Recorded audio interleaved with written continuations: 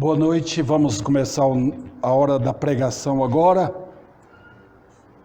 abrindo em João 1,14. Eu quero convidar todos para examinar esse texto, onde eu estarei pregando nesta noite. Como é época de Natal, hoje de manhã tratei de capítulo 16 de João. Hoje eu quero tratar desse versículo, sobre a encarnação do Filho, porque tudo aqui trata de Natal. Apesar que o livro de João não trata do nascimento de Cristo, porque o propósito daquele livro é falar de Jesus Cristo como Filho de Deus. Enquanto Mateus e Lucas tratam dele, do nascimento, como foi, mais detalhes o livro de Lucas, né? Mas eu não quero deixar de mostrar quem é Jesus.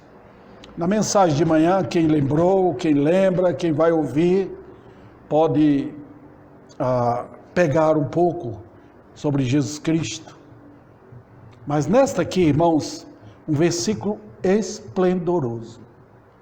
Eu espero que vocês que estão aqui peguem bem o texto. Nós estamos vivendo uma época que o povo não quer cuidadosamente examinar o que está escrito na Bíblia. O pregador não deve falar o que ele pensa, ele fala o que Deus está mandando pregar. Tá? Então, nós temos que examinar a palavra de Deus. Nossos ouvidos devem ser apurados para ouvir o que Deus está falando e rechaçar qualquer mentira. Tá? Então esse texto aqui é um texto maravilhosamente conhecido. Tá? Logo no começo, vocês podem perceber em João, que Jesus é chamado de o Verbo. E ele para de ser chamado o Verbo nesse versículo aí, versículo 14. Né? Por quê? Porque quando para de notificar a respeito dele, é porque ele entra em ação. Então, o que nós estamos vendo aqui? Quem é ele? O Verbo. Tá? E agora, depois, posteriormente, olha o Verbo em ação. Então, não precisa chamar mais de Verbo. Ele se identifica com os atos dele. É isso que é Verbo. Verbo é ação. Tá? Então, diz o que aqui? O texto. Eu conversando aqui, falando já, eu não abri o livro de João. Vamos lá. João capítulo 1, versículo 14. Aqui.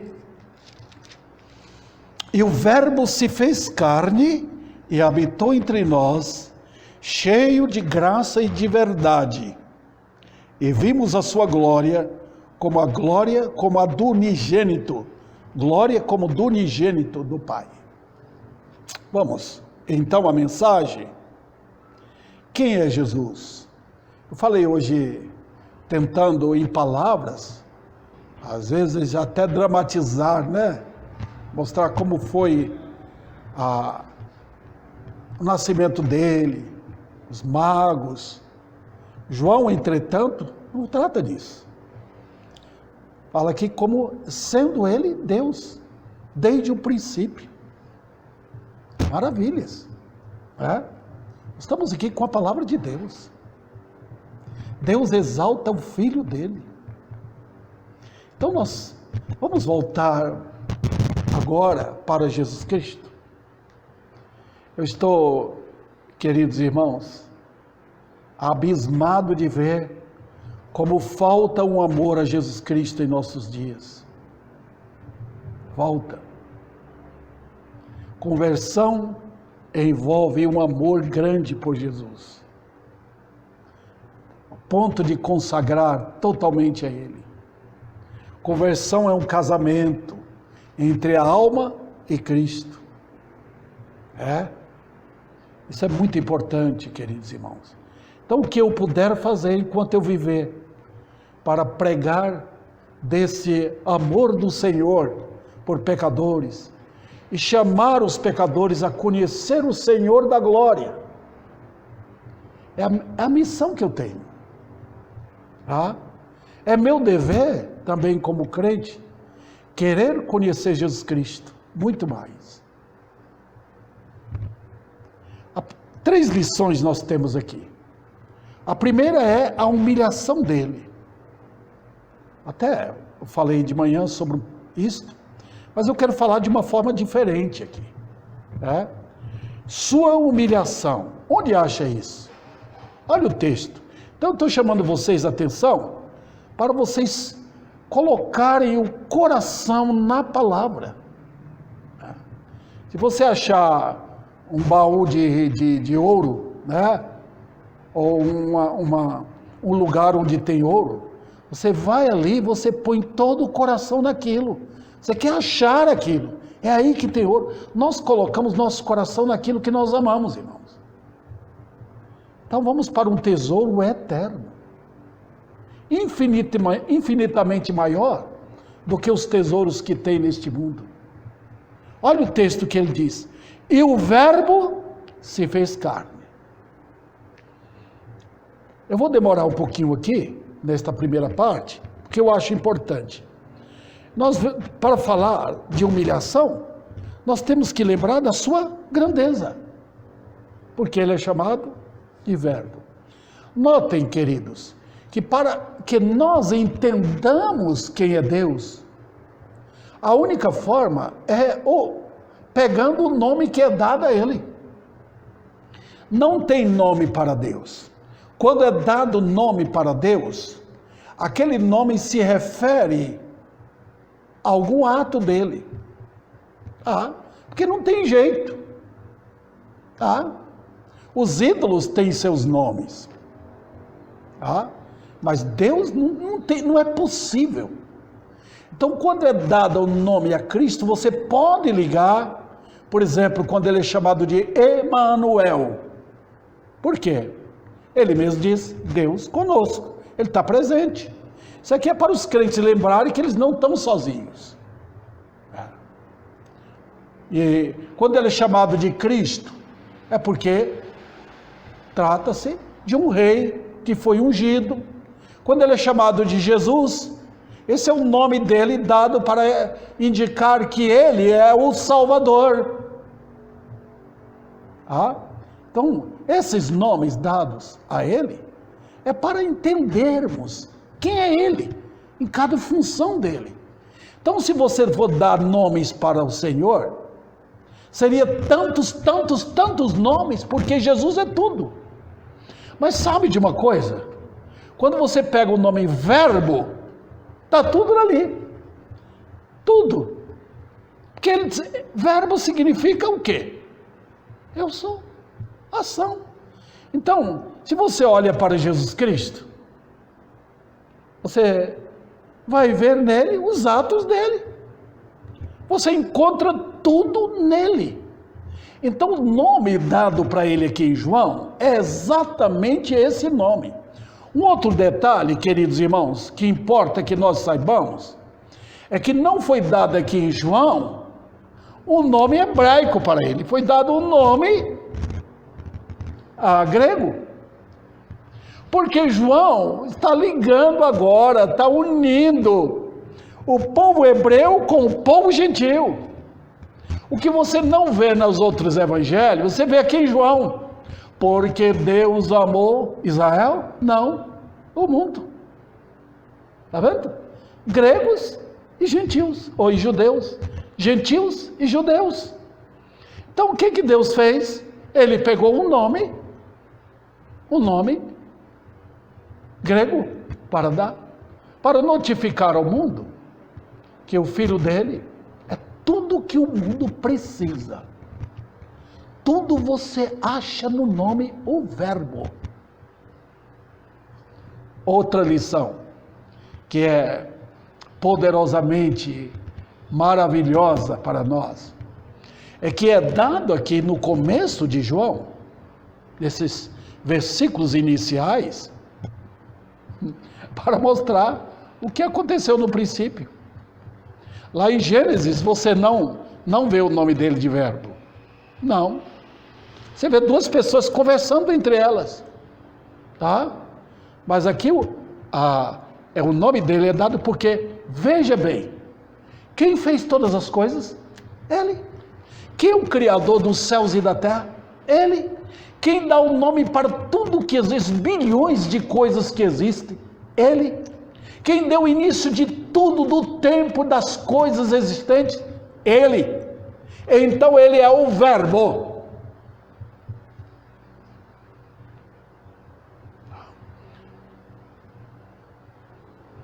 E agora olha o que diz. Mas ele não é Deus? Sim, no princípio era o Verbo. O Verbo estava com Deus e o Verbo era Deus. Está vendo? Então, Deus. Está vendo?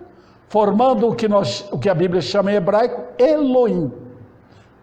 As pessoas da divindade. E ele é o destaque. Maravilhoso. Então eu tratei nesta manhã sobre a grandeza dele. Porque ele é chamado de Verbo. E olha, irmãos, se tem uma pessoa que vai ser destacada na Bíblia, em especial no Novo Testamento, é Jesus. Sim, olha Efésios, olha Colossenses, logo o capítulo 1, Deus faz o seguinte, ele abre um cenário e começa a mostrar quem é esse personagem. Ele é o princípio de todas as coisas, ele é o primogênito, ele é o que criou tudo para ele, por meio dele. Está vendo? Maravilha. Nós estamos lidando com Deus. O nome dele, de Jesus, era para tremer os povos. Mas o nome dele de Verbo era para todo mundo cair, prostrado perante ele. Logo no começo, os discípulos não entenderam. Mas quando ouviram o que ele falava, quando viram o que ele fazia, eles falaram, para onde nós vamos? Olha, eles se depararam com palavras. Tu tens palavras de vida eterna.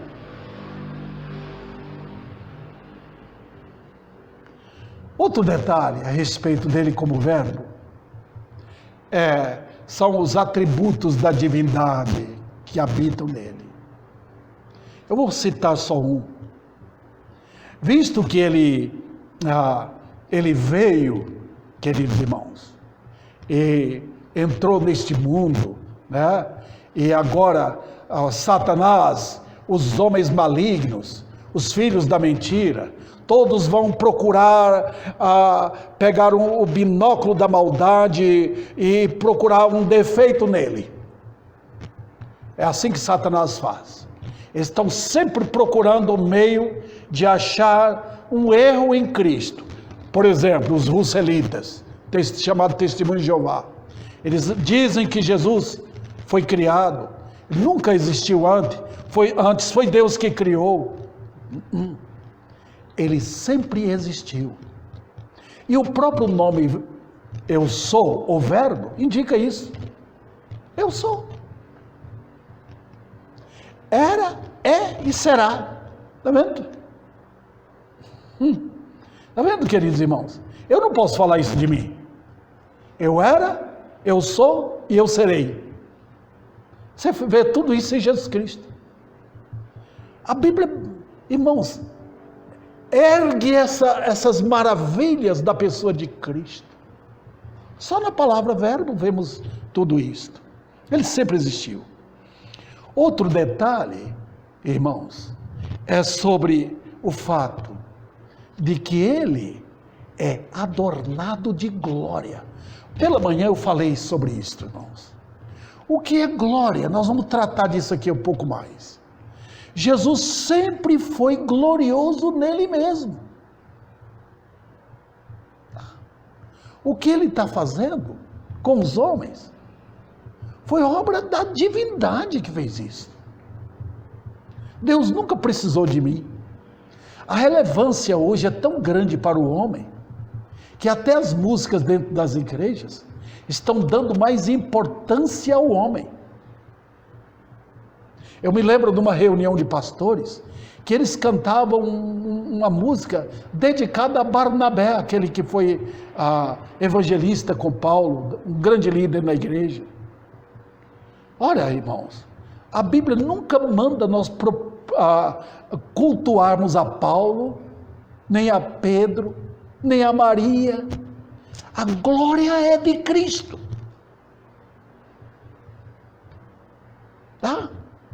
Porque Ele é glorioso nele mesmo. Jesus não recebeu uma glória por ser criado. Isso aí é chamado glória vinda de alguém. Isso aí é limitação. Mas nós não estamos tratando dessa glória. Cristo tem glória inerente nele. Agora, veja bem, se Cristo pudesse ser, vamos dizer, rasgado ali e mostrado a glória dele, ninguém aguentaria, cairia no chão, irmãos. A glória de Cristo é tal que nenhum homem na carne pode ver. Não. Daniel viu e caiu no chão, não podia levantar. Capítulo 10 do livro dele. Moisés saiu correndo, procurando esconder-se. Porque é glória. Tem homens que têm glória, né? Mas aquela glória não é inerente, foi dada. Por exemplo, um homem que estudou bastante, e hoje é um crânio, é um cientista, um grande nome mundial. A glória dele não é inerente, foi dada a ele. Um homem rico, que tem posses, tem tudo. Ele tem a glória dele nas coisas dele, mas não são coisas inerentes dele, pertencentes a ele sempre. Não. Ele recebeu de alguém, recebeu de Deus. Está vendo? Abraão foi cheio de glória no reinado dele, mas ele recebeu de Deus aquilo. Então os irmãos podem perceber que o que está acontecendo é que nós não compreendemos ainda a glória de Cristo. Cristo tem glória inerente nele. E sabe quando o mundo vai ver? Na volta dele. Apocalipse 19 fala que quando ele descer com a igreja, o que vai acontecer? O mundo vai correr. Tem pessoas que vão procurar lugar em cavernas, atrás de rochas, escondendo da glória dele. Para que eu veja Jesus, está vendo aqui? Para que você veja Jesus, você tem que ser adornado de glória também, física e lá dentro também. É por isso que tem a ressurreição. Senão ninguém pode ver o Senhor da glória. Cristo é tão glorioso nele mesmo, que quanto mais eu passo perto dele, em comunhão com ele, mais eu recebo da glória dele. Foi assim com Moisés. Quanto mais tempo Moisés passava com o Senhor, naquela chamada tenda da congregação, ele voltava com o rosto brilhando. Era coisa que recebia. Olha a vida de Estevão. Era tanta comunhão dele com seu Senhor, que o povo, quando viu Estevão, o rosto dele parecia rosto de anjo. Glória! Está vendo? De quem recebemos? Do Senhor da glória. E eu estou falando dele como homem. Está vendo? Veja, queridos irmãos, o que aconteceu? Nós vamos conhecer o seu amor agora. Agora deixemos a glória de lado. O que aconteceu com ele? Olha o texto. E o verbo se fez carne. Está vendo? Maravilha. Vamos ver por que ele se fez carne. Por quê? Ele veio lidar com homens. E os homens são feitos fisicamente de carne. Os irmãos lembram quem fez o homem? Foi Jesus. Foi Ele que fez Adão. Foi Ele que pegou do pó da terra e moldou o homem. Inclusive, cada um de nós aqui, quando nós estávamos no útero da nossa mãe, quem estava lá dentro? O grande oleiro, moldando a gente. A Bíblia fala isso em Romanos, coisas que muitos, até pastores, não gostam de tratar, mas era o grande oleiro, moldando vasos, que seria para a honra dele, e vasos, instrumentos da sua ira. Puxa vida, que coisa! Mas é assim. Mas ele, queridos irmãos, como homem, ele se fez carne. Ele tomou o corpo que eu e você temos. Quando ele apareceu para Abraão, Abraão viu o Senhor. Jesus fala isso no capítulo 8. Abraão viu o meu dia. Puxa vida. Ele viu, mas não era carne como nós. Era uma aparência humana. Ele aparecia, depois subia.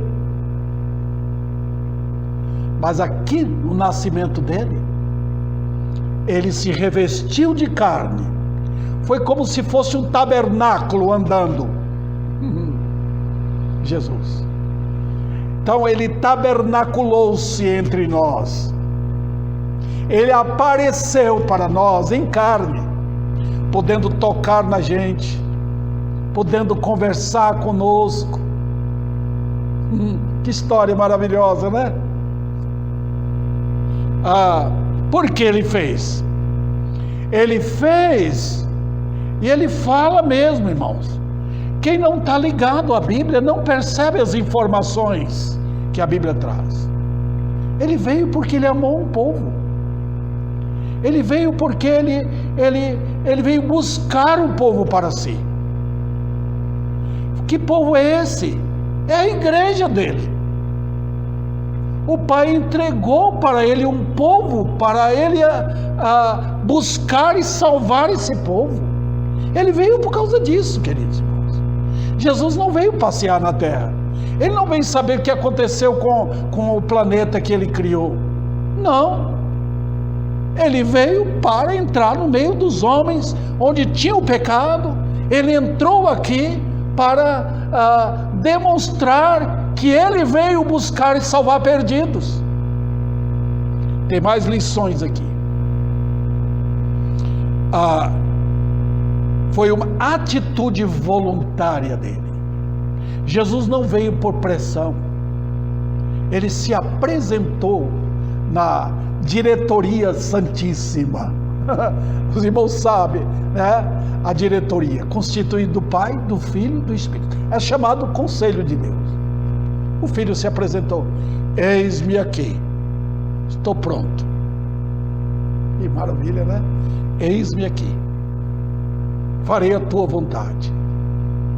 O Pai deu ao Filho o povo que ele escolheu, um povo morto em pecado, um povo condenado ao inferno. A escolha foi feita nele. Deus nunca faz nada fora do Filho. Toda a criação foi feita por meio dele, para ele e nele. Inclusive, o povo que ele veio buscar foi escolhido nele. Então, queridos, quando nós vemos aí, dá uma olhada em tudo que está ao seu redor, tudo. Você está tocando em coisas que pertencem a Cristo. Qualquer coisa aqui, qualquer lugar que você pisar, tudo pertence a Ele, tá? E Ele veio voluntariamente para entrar no mundo e buscar um povo para si. Também, irmãos, foi humilhante. Por quê? Porque Deus, santo, glorioso, suficiente nele mesmo, deixar a glória dele vir aqui, entrar nesse terreno sujo, entrar no meio das feras, entre os demônios, no reino liderado pelo diabo, assustou o mundo, assustou o inferno. Quando ele entrou aqui, mexeu com o sistema organizado desse território maligno, sacudiu Jerusalém. Queridos irmãos, Deus em carne. Outro detalhe, ele desceu abaixo do nível dos anjos.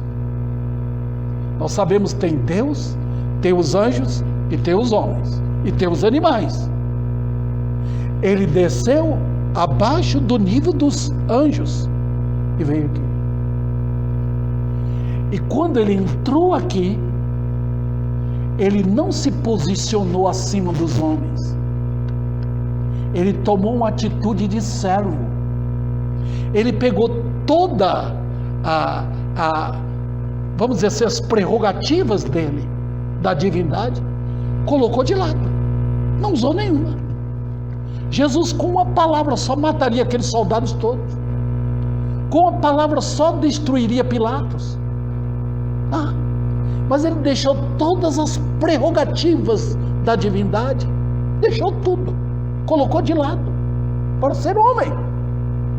E como homem, ele ainda se colocou como servo. E como servo, ele submeteu-se ao Espírito Santo para fazer a vontade só de Deus. Outro detalhe, queridos irmãos, ele conheceu o que é o homem em todos os aspectos, todos. Como pode? Foi. Menos no pecado. Eu e você somos seres humanos e não temos que olhar para um outro, para o que está à nossa direita ou à esquerda, quem está atrás de nós, quem nasceu agora, quem nasceu muito tempo atrás, dizendo, nós somos melhores, porque nós somos iguais em pecado e natureza. Jesus, ele entrou e foi igual aos homens, conheceu em todos os aspectos o ser humano, menos no pecado. Ele não conheceu o pecado. Jesus não tem aquele versículo para ele, eu nasci na iniquidade. Nunca dos lábios de Cristo ele falaria isso pedindo perdão. Interessante, mas quando ele veio, que ele entrou aqui, ele foi como que grudado na carne dele, por toda essa corrupção nossa, de tal maneira, que quando ele fala com Deus nos Salmos, dá uma ideia para nós, de que ele era pecador, mas não é, é que ele está tão grudado, tão, vamos dizer assim, tocado, em todos os aspectos, pelas nossas iniquidades do povo dele, e quando chegou à cruz, ele ficou tão, vamos dizer assim, tomado, tão flechado pelas maldades do povo dele, que ele, ao conversar com o Pai, ele disse, mas quem sou eu? Eu sou um verme. Salmo 22, olha o próprio Filho. Então ele se associa de uma forma humilhante, tão humilhante, que alguém que não teve pecado, ele está dizendo, eu mereço, olha, eu sou assim. Está vendo, queridos irmãos? O meu Senhor, que nunca cometeu pecado, ele se associou tanto com Davi Sena, com você, irmão, que ele, quando conversa com o Pai, ele está dizendo, olha quem eu sou, eu mereço isso, eu estou cercado, Deus, ser comigo. Impressionante, foi tanta humilhação dele, que ele diz lá no Salmo 22, tu ouviste homens, ele está lembrando, tu ouviste Abraão, Moisés, falando com Deus, mas a mim o Senhor não ouve. Impressionante, queridos irmãos. É provável que a misericórdia e compaixão de Deus vai para um ser humano até na hora da morte dele. Mas Jesus não teve nenhuma compaixão de ninguém. Até Deus o Pai se afastou dele. Tão profunda foi sua humilhação.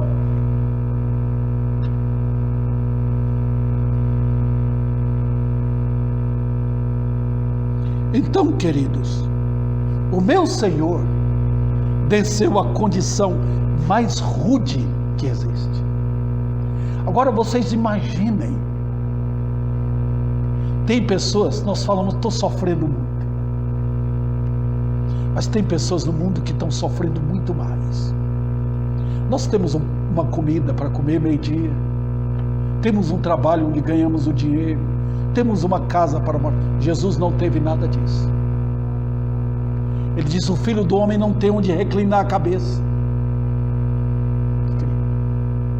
Tem pessoas no mundo que sofrem muito mais. Alguns moram na rua, alguns ficam pedindo dinheiro, alguns estão morrendo de fome. Tem lugar no mundo que a situação é terrível. Mas você pode agora tentar descrever qual o povo que está na maior miséria. Tem pessoas sofrendo às mãos dos comunistas nas prisões neste momento, esbofeteamento, maltratos, passando miséria, chicoteados. Mas, queridos, não tem ninguém que passou o que Cristo passou. Ele sofreu todas as afrontas que um homem poderia enfrentar. Vergonha, cuspiram na face dele, bateram nele, ofenderam. Ficou sozinho. Ele não teve amparo de cima, nem dos lados. O inferno foi aberta a boca para ele. Ele foi sozinho, queridos.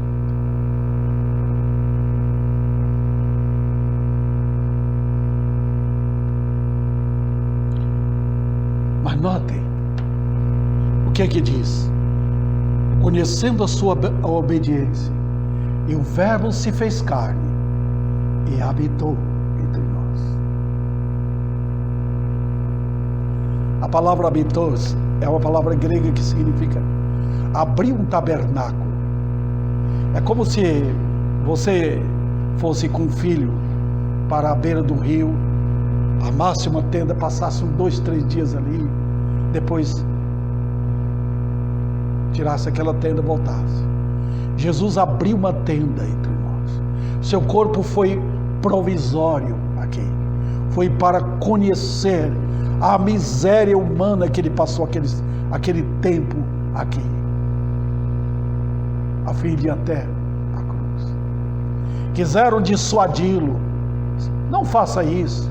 Procuraram fazer o que faz hoje. Não pensa nisso. Você tem que ter dó de você. Pense como homem. Pense positivamente. Ele refutou tudo isso. Falou: isso é do diabo.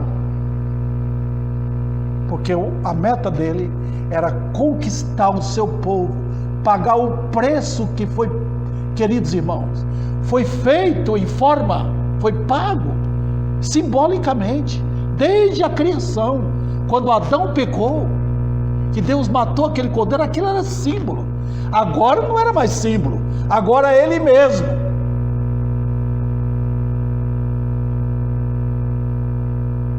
Então, queridos, habitou entre nós. Que fantástico, porque tudo do céu veio para a terra nele. Luz, justiça, tudo desceu lá para beijar a terra. Tudo. Então, que a Bíblia diz: alegra-te, ó terra, alegra. Está vindo. Que coisa, queridos irmãos. Qual a alegria do Natal? Não deveria ser o Senhor da glória? Não deveriam os homens entrar na igreja e começar a ouvir? Nós queremos ouvir dele. Ouvidos apurados para ouvir de quem? Do Rei da Glória. Rei da Glória. Era isso que deveria acontecer. Não é correr para dar presente, não é correr para buscar um churrasco, buscar festa, não, correr para a igreja, vamos ouvir dele. Alegra-te, Brasil, Ribeirão Preto, terra.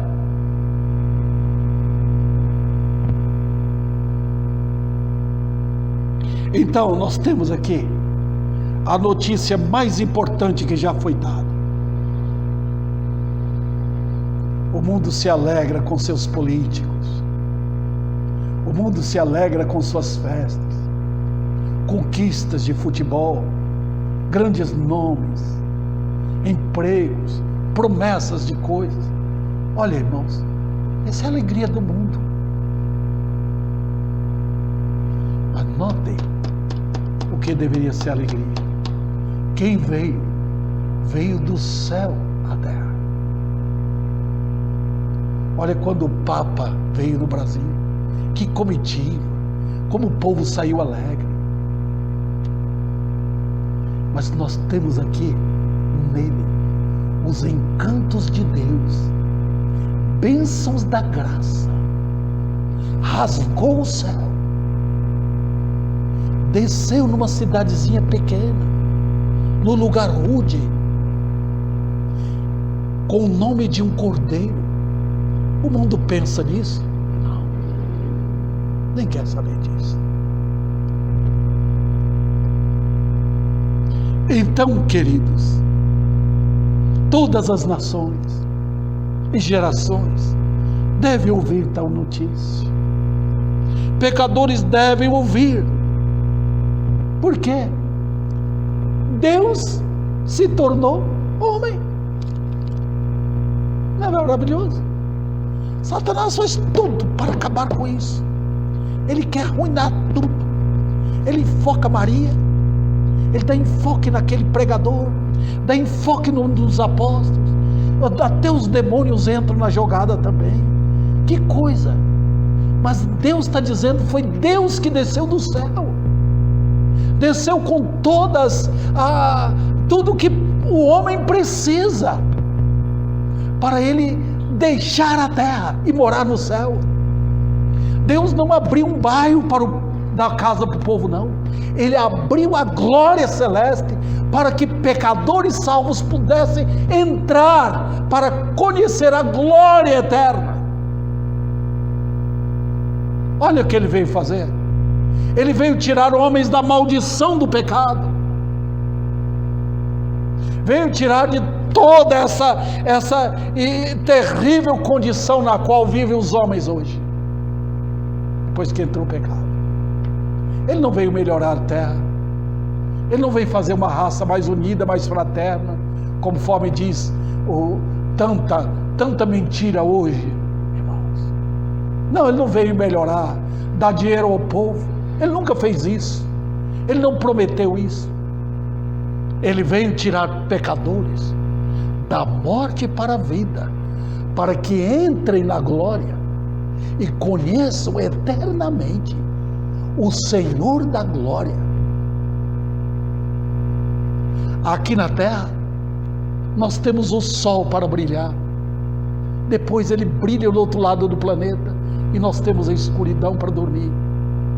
Lá no céu é Ele mesmo, Jesus, a glória do Cordeiro brilhará para sempre. Lá não haverá noite, não tem isso.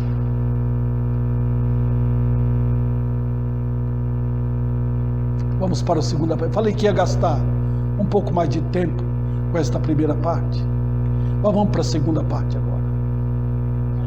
A sua identificação e poder. O que é que diz o texto? Olhemos sempre para o texto. Cheio de graça e de verdade. Vamos primeiro aqui tratar sobre cheio de graça. Auto-esvaziamento. Os irmãos sabem o que é graça? É porque quando Cristo veio, Ele não veio trazendo a lei dele. Ele não desceu do monte como Moisés, com a tábua da lei, para depois entrar e ver o povo no pecado e quebrar aquela tábua da lei com tanta raiva. Ele veio com graça. É impressionante, cheio de graça. Eu acho isso maravilhoso, irmãos. Porque quando diz graça, é que o rosto dele brilhou de prazer em servir, de aceitação. É o amor em função. Graça é o amor dele em atividade. Ele olhando para aquela mulher adúltera, sentado ali e recebendo, dando perdão para ela. Pode ir, a tua fé te salvou. Ou ele curando os enfermos, ou ele aumentando, multiplicando os pães. Não é maravilhoso? Isso é graça, é aceitação, queridos. Não tinha o rosto, como nós dizemos, enfesado dele. Não tinha tapa para dar. Não, ele veio e entrou em mansidão. A Bíblia destaca isso, ele sendo como se fosse um boi, carregando um fardo. A Bíblia destaca também como um cordeiro mudo. Batiam nele, maltratavam, falavam dele, e ele continuava avançando. Então, sempre tinha ponte de acesso dessa graça para lidar com os pecadores. Maravilha. Graça, graça e graça. Aceitação. Fizeram uma música graça sobre graça, e graça sobre graça. Mas vejam o que é que diz aqui, irmãos. Olha, graça significa submissão a Deus, comunicação aos homens, um espírito de aceitação e de perdão para os pecadores. De tal maneira que ele podia sentar com aqueles que os judeus não sentavam com eles. Nenhum judeu teria coragem de sentar com Zaqueu. Chamava de pecador. Ele sentou na casa de Zaqueu. Ele conversou com o ladrão na cruz. Ele não perdeu a face graciosa dele que tratava com aceitação. Não. Ele comunicou aos pecadores. E ele foi sempre assim. Ele diz: eu vim servir. Os irmãos já viram como o garçom faz no restaurante? Pois não, alguma coisa a mais.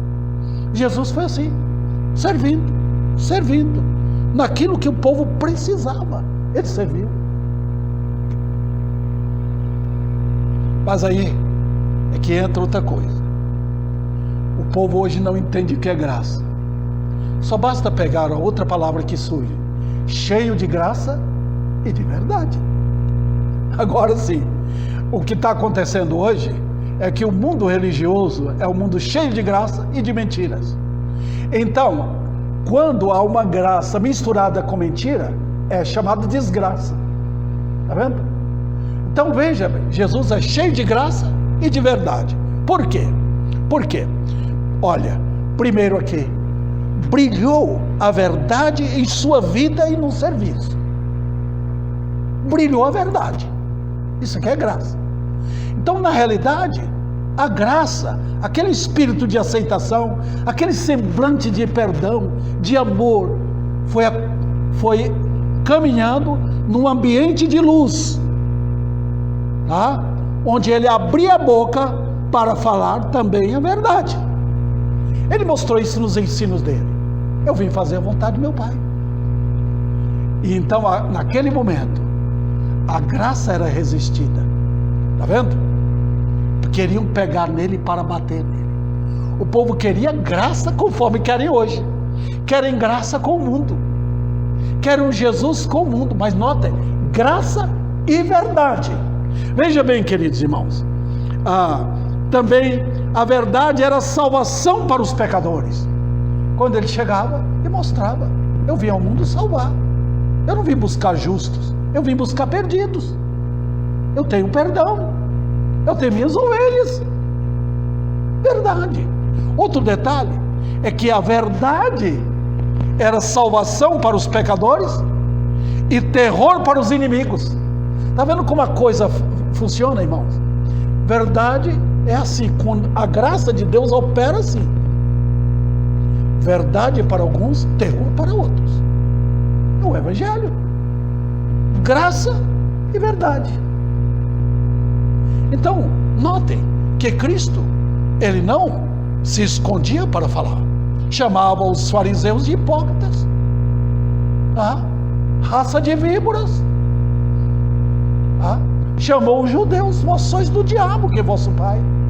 Então, unia graça sim, porque quando o pecador caía perante ele, humilhava, aí então tinha aceitação. Os irmãos lembram que José fez no Egito? Os irmãos dele venderam-no, contaram mentira para o pai, dizendo que ele tinha morrido. Mas quando ele lá como rei, como governador do Egito e do mundo naquele tempo, quando ele viu os irmãos chegando, ele pôs o papel de perdão no bolso, por assim dizer. Ele não foi chegando, eu sou o irmão de você. Não, espera um pouquinho. Tinha graça em José? Tinha. Mas ele experimentou os irmãos dele. Ele pôs o papel de perdão no bolso e testou.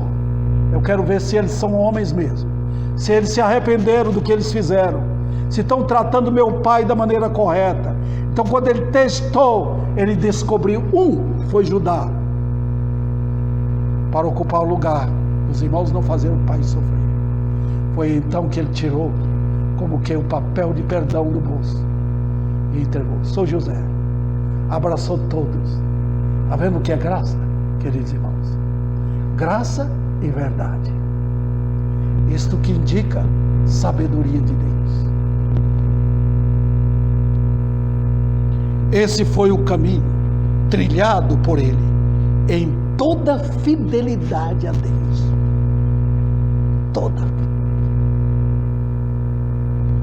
E sabe, o ministério dele ainda é assim. Salvando perdidos. E agora eu vou para a parte final, por causa do meu tempo. Vamos ver agora a sua divindade. Primeiro, sua humilhação. Segundo, sua identificação e poder. Terceiro, sua divindade. E vimos a sua glória. Vamos lá. O que significa isso? Eu estou voltando de novo ao que eu falei no princípio. Mas aqui nós vamos realmente ver como foi a experiência dos apóstolos. E nós vimos. João está dizendo, eu vi a glória dele. Ele é Deus. O que é glória? John MacArthur, ele fala que glória é a soma de tudo que Deus é e o que Deus tem. Deus nunca recebeu nada de alguém. Tudo é nele, dele, para ele. Está vendo? Tudo dele. Então, pegue tudo de Deus, toda a riqueza de Deus, que não tem fim, todos os atributos de Deus, todas as maravilhas de Deus. Pega tudo, soma tudo, e você vai ver o que é glória. Infelizmente, o Jesus moderno não tem glória nenhuma, porque é o Jesus da nova era. O meu Senhor é cheio de glória, e vimos a sua glória.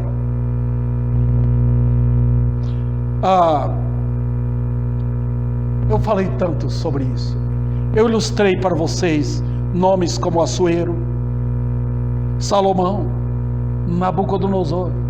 Foram homens que receberam de Deus autoridade, riquezas, poder, e se tornaram cheios de glória também. Mas eu falei para vocês que essa glória dos homens é glória recebida. Eles receberam para depois perder. Perdem com a morte. Mas nosso Senhor, Deus não perde nada. Nada. Em tudo, até nas maldades dos homens, Deus é glorificado. Até quando os homens xingam Deus, zombam Deus, Ele é glorificado. Nada altera Deus, nada, mesmo batendo em Jesus Cristo, mesmo colocando coroa de espinhos, ele ainda é glorificado. Só exalta Deus. Então, queridos, quando aqueles homens viram a glória dele, não era como a glória dos anjos. Os anjos foram vistos, mas não causaram terror.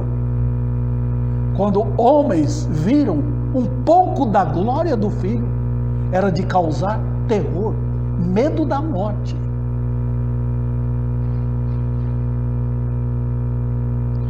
Em segundo lugar, ele reservou essa visão para 3 homens só, porque se ele mostrasse a glória dele para toda Jerusalém cairia morta no chão. Ele escondeu tudo. Ele só revelou para 3 homens: Pedro, Tiago e João. Mas vou ressaltar isso aqui. Homens santos ficaram aterrados. Sabe o que é? É um verbo que vem da palavra terror, ao verem essa glória. Você sabe o que é o inferno e lago de fogo? É a glória da ira de Deus. Os homens não sabem o que é sofrer eternamente. Se os homens tivessem um pouquinho de noção do que é o inferno, eles correriam. Isso só acontece em avivamento. Quando Deus manifesta, eles correriam para procurar alguém para saber como eu vou escapar. Aconteceu com João Batista. Soldados, pessoas, líderes religiosos, correram para João Batista com medo, pensando que era já o tempo final. A ocasião assim. Olha, queridos irmãos, um pouquinho da glória, da ira de Deus, fará com que os homens sofram para todo sempre. Os irmãos sabem o que é fumaça?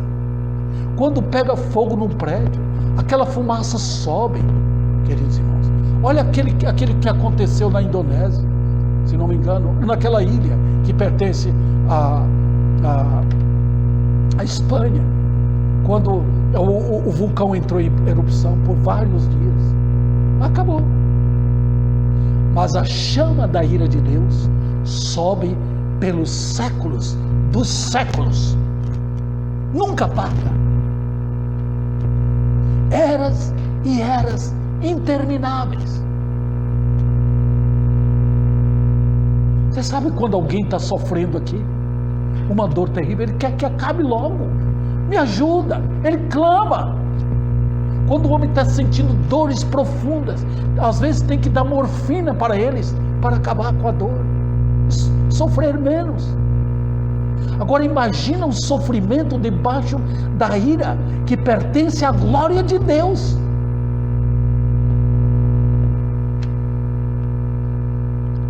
Queridos, vamos ver aqui, como a glória, olha o texto, como a glória do unigênito do Pai. O que ele está querendo dizer?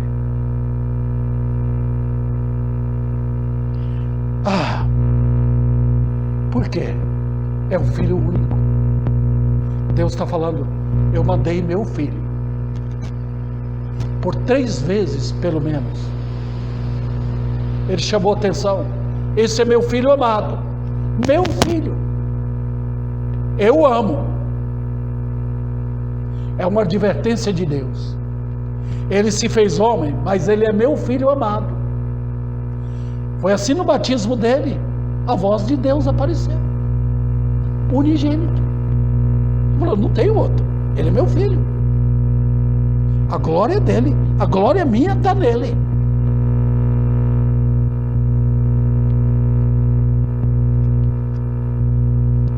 Olha, vamos qualificar essa glória para terminar.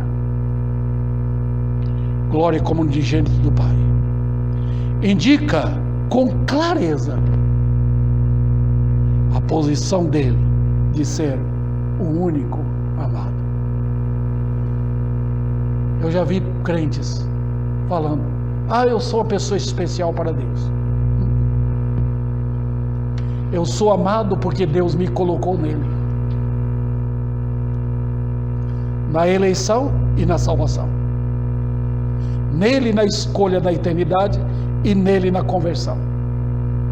Aí eu sou amado. Quando ele entrou no mundo, ele entrou como unigênito. Quando ele voltou como primogênito. Porque ele conquistou filhos para o Pai. Filhos de Deus nele. Também, queridos, indicando ser ele o enviado do Pai para ser sempre o Filho amado. Indicando ser ele aquele que veio para levar muitos filhos à glória. Jesus não voltou de braços vazios, de mãos vazias. Ele voltou para os céus e conquistou na cruz os perdidos. E aí, nessa história, Satanás sai da frente, porque ele, o Rei da Glória, não vai ficar nenhuma pessoa por quem ele morreu, não vai ficar aqui. Ele entra no bar, ele chama um deles, ele entra numa casa, ele entra numa igreja errada, ele tira pessoas da idolatria, ele tira pessoas da imundície, ele chama pecadores. Quando ele faz isso, irmãos, a coisa é de emudecer, paralisa uma cidade como Ribeirão Preto, paralisa a terra, porque ele entra, ele diz: eu conquistei, eu paguei com meu sangue, é o sangue da aliança minha com os meus. Então quando ele chama pecadores vêm. Não tem ninguém que possa, irmãos, resistir à graça. Ela, em Jesus, é irresistível. É esta a razão que eu estou pregando o Evangelho, para que pecadores ouçam e venham. Vinde a mim perdidos. Que miséria para muitos viver aqui sem Ele. E que miséria é na eternidade. Milhões já estão no inferno. Porque sabe o que acontece? Cristo não veio buscá-los. E eles são responsáveis. Porque a decisão de pecar foi deles. Pecadores vão para o inferno porque querem ir. Pecadores vão salvos para o céu porque Deus chama. Então a Bíblia chama os crentes de bem-aventurados. Sabe por quê? Não foram eles que quiseram, foi Deus que quis. Que maravilha! Essa é a história que nós temos no Natal.